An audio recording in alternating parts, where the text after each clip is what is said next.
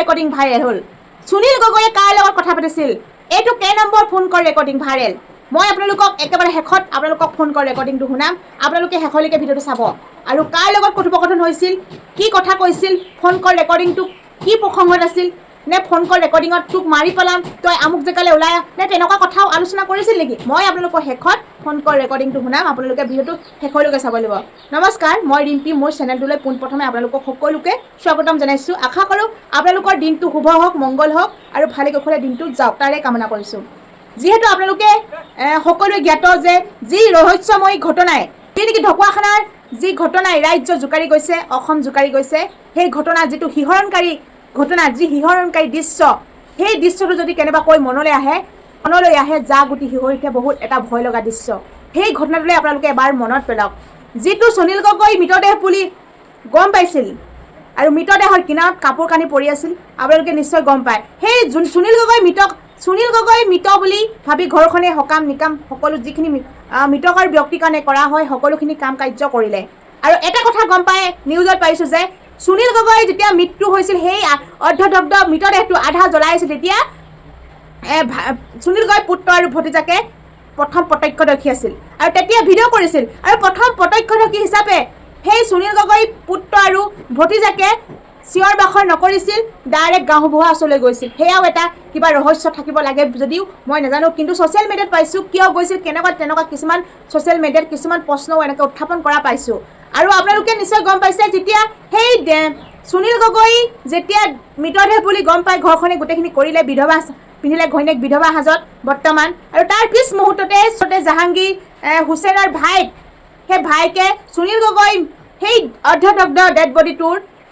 এপাত বেলপাতৰ টুকুৰা পালে তেতিয়া চিনাক্তকৰণ কৰিছিল এই বেলপাতৰ টুকুৰা দেখোন মোৰ দাদাৰ ভাগৰ তাৰপিছত DNA টেষ্ট কৰিবলৈ লৈ গৈছিল হায়দৰাবাদত আৰু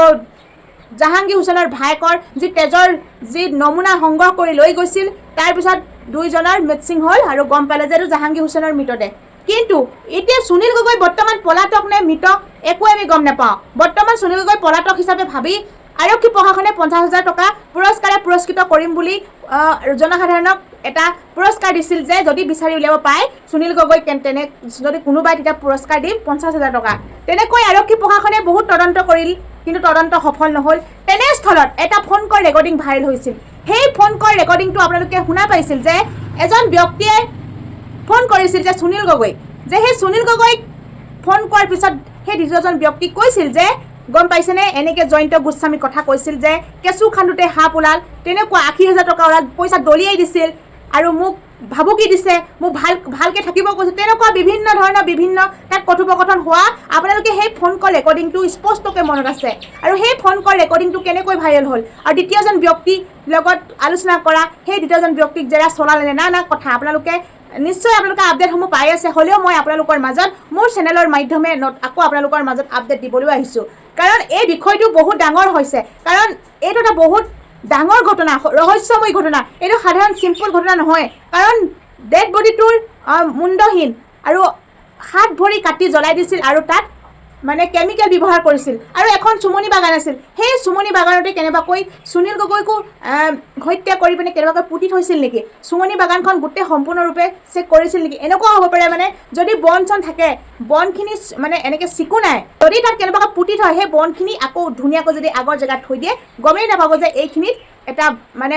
ডেড বডি পুতি থৈছিল নেকি তেনেকৈ চেক কৰিলে নাই আৰু তাত ফৰেনচিক টিমো আহিছিল বহুত নমুনা সংগ্ৰহ কৰিছিল আৰু তেনেকৈ গম পালে যে জাহাংগীৰ হুছেইনৰ মৃতদেহ বুলি আৰু এতিয়া যিটো ফোন কল ৰেকৰ্ডিং ভাইৰেল হৈছিল সেই ভাইৰেল হোৱা ফোন কল ৰেকৰ্ডিংটোতে বুজিব পৰা যায় যে নিশ্চিত সুনীল গগৈকো কোনোবাই হত্যা কৰি পেলাইছে তেনেকুৱা এটা মানুহৰ মনে ভাবিব পাৰে যে সেই ফোন কল যিটো কথোপকথন সেই কথোপকথনটো বহুত আচৰিত বা আচহুৱা কথা কোৱা যেন অনুভৱ হয় বা অনুমান হয় সেই ক্ষেত্ৰত মানে ভাবিবলৈ হ'লে যি মানে কলা অধ্যায়টো সেই সুনীল গগৈ ধৰা পেলাইছিল আৰু কলা যিটো অধ্যায়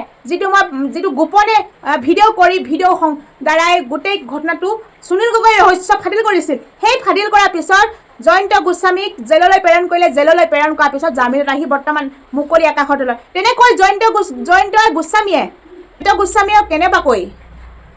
মানুহ লগাই বা গুণ্ডা লগোৱাই সুনীল গগৈক তেনেকৈ আকৌ হত্যা কৰিলে নেকি যে জাহাংগীৰ হুছেইনক হত্যা কৰাৰ পিছত সুনীল গগৈয়ে জাহাংগীৰ হুছেইনক হত্যা কৰিল বুলি কাপোৰ কানি তাতে পেলাই থৈ জাহাংগীৰ হুছেইনক যে সুনীল গগৈ মাৰিলে বুলি ভাবক বুলিয়ে সেইখিনি প্লেনিং কৰি পৰিকল্পিতভাৱে পৰিকল্পনা কৰিছিল নেকি বহুত দিনৰ পৰাই তাৰপিছত সুনীল গগৈ ক'ৰবাত নি যি নেকি মানুহ যাব নোৱাৰা ঠাইত নি তেনেকৈ মানে গোপনে মাৰ্ডাৰ কৰি ক'ৰবাত লুকুৱাই বা পুতি থৈছিল নেকি তেনেকুৱা হ'ব পাৰে নেকি এতিয়া জয়ন্ত গোস্বামী কিয় আইনী আওতালৈ অনা নাই CID কিয় সোধপোছ কৰা নাই এখন বহুত ডাঙৰ গেম নেকি যি গেমত ৰাইজক মানে জনসাধাৰণক চকুত ধূলি মাৰিবৰ কাৰণে আৰক্ষী প্ৰশাসনৰ পৰা যিটো 50,000 যিটো টুপ দিছিল যি নেকি জানেই নেকি যে 50,000 টকা আমি টুপ দিওঁ যাতে সন্দেহ নকৰক সুনীল গগৈ যাই আছে বুলি ভাবক তেনেকুৱা এখন গেম খেলিছে নেকি নে এতিয়া মানুহক দেখুৱাবৰ কাৰণে CID অৰ্পণ কৰিছে তেনেকৈ আকৌ CBI অৰ্পণ কৰিব তেনেকৈ সেই কেছটো জোনমণি ৰাভাৰ একেবাৰে সমাপ্ত ঘটিব নেকি তেনেকুৱা এটা বহুত লক্ষণীয় বিষয় হৈ গৈছে আপোনালোকে নিশ্চয় গম পাইছে জোনমণি ৰাভাৰ ক্ষেত্ৰলৈ আপোনালোকে মনত পেলাওক আমি ভবাই নাছিলোঁ যে জোনমণি ৰাভাৰ ঘটনাটো যে লাষ্টত যে নিজে এক্সিডেণ্ট কেছ হৈ যাব বুলি আমি ভবাই নাছিলোঁ যদি তেনেকৈ হ'লহেঁতেন কিয় মানুহক দেখুৱাই ইমানখিনি নটংকি কৰিছিলে আৰু এবছৰ দিন মানুহে যুঁজি লাষ্টত সেই মানে CBI বা লাষ্টত মানে তদন্ত কৰি পালে যে জোনমণিৰ হত্যাকাণ্ড নহয় জোনমণি নিজে মানে দুৰ্ঘটনাত মৃত্যু বুলি লাষ্টত সেইটো বাতৰি মানে মানুহক প্ৰচাৰ কৰি দিলে নহয় জানো আৰু মাকে বাধ্য হ'ল সেই কেছটো উঠাই ল'বলৈ তাতো বহুত ৰহস্য লুকাই আছে আৰু আপোনালোকে নিশ্চয় জানে আৰু সেই ৰহস্য কথাষাৰ মানুহে ক'বও নোৱাৰে কাৰণ বহুত ব্যাঘা মানুহ তাত জড়িত হৈ আছে বুলি সকলোৱে সন্দেহ দিছে ঠিক তেনেকৈ ইয়াতো বহুত বেগুম লোক জড়িত হৈ আছে নেকি যি সেই ঘটনাটোৰ লগত কেন্দ্ৰ কৰি যি ডাঙৰ ৰৌ বোৱালীবিলাক লুকাই আছে যি নেকি পুথি খলিহনাবিলাকে ধৰি দেখুৱাইছে নেকি মানুহক যে সন্দেহ দৃষ্টি আমুকৰ সোধপোছ যে ঘৰখনক যে মাতৃ পুত্ৰক কিয় বাৰে মাৰথন জেৰা চলাই আছে সেই কথাষাৰ যদি